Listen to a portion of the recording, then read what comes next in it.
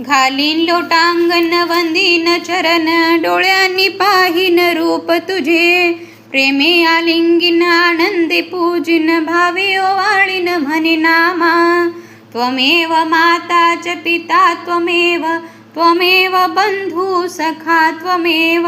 त्वमेव विद्या द्रविणं त्वमेव, त्वमेव सर्वं मम देवदेव.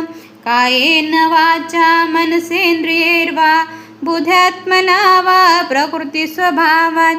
करोमि यद्यत् सकलं परस्मै, नारायणायेति समर्पयामि.